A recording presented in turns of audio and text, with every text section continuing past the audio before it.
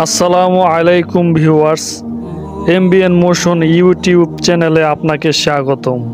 হিজরি 20 সাল 765 খ্রিস্টাব্দে হযরত ওমর রাদিয়াল্লাহু আনহুর শাসনকাল।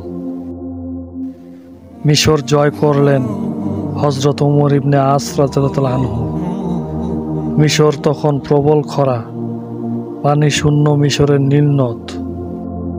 মিশরের নীল নদী বৃহত্তর ও ঐতিহাসিক নদী, যা প্রাচীনকালে মিশরের সভ্যতা ও সংস্কৃতির জন্য হিসেবে পরিচিত।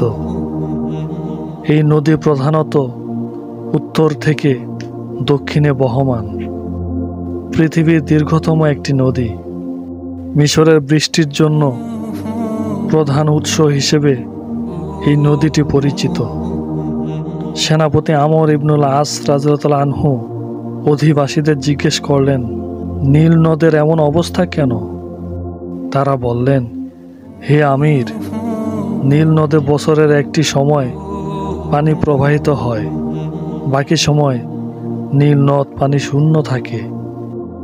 তবে নদীতে কুমারী সুন্দরী যুবতী কন্যা উৎসর্গ করলে দেবতার আশীর্বাদে নীল নদ আবার পানিতে ভরে উঠবে।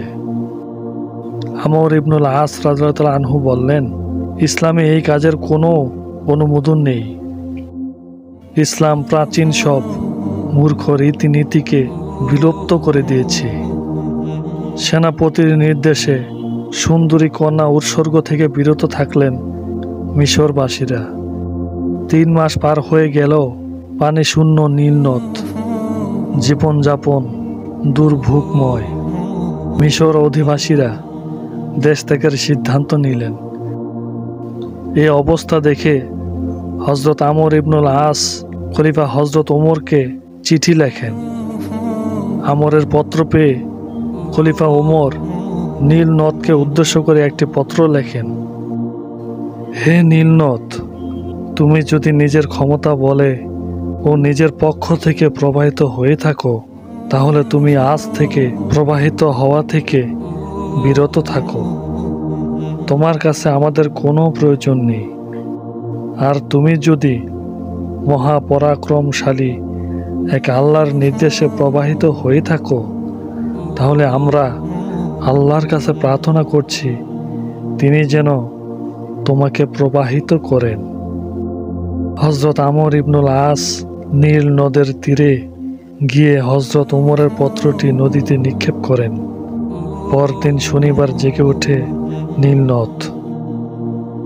সকালে মিশরবাসী অবাক নয়নে দেখেন আল্লাহ তাআলা এক রাতে নীল নদের পানিকে 16 গজ উচ্চতায় প্রবাহিত করে দিয়েছেন। চকচকে ঝকঝকে পানিতে ভরে ওঠে নীল নদ। সেই থেকে আজ পর্যন্ত শুকায়নি নীল নদ।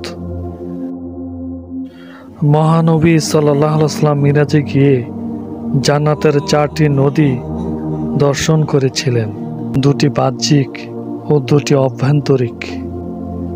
বাহ্যিক নদী 2টি দুনিয়ায় প্রবাহমান,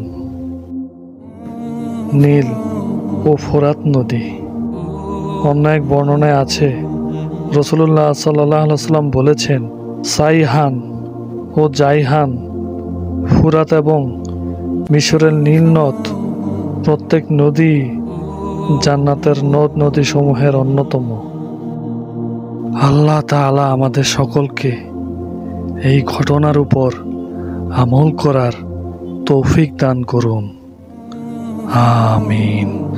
আজকের সংক্ষিপ্ত আলোচনা এ পর্যন্তই। ভিডিওটি কেমন হলো কমেন্ট করে জানাবেন। সবাই নতুন নতুন ভিডিও পেতে চ্যানেলটি সাবস্ক্রাইব করুন। দেখা হবে নতুন কোনো ভিডিওতে। সবাই ভালো থাকেন, সুস্থ থাকবেন। আসসালামু আলাইকুম ওয়া রাহমাতুল্লাহ।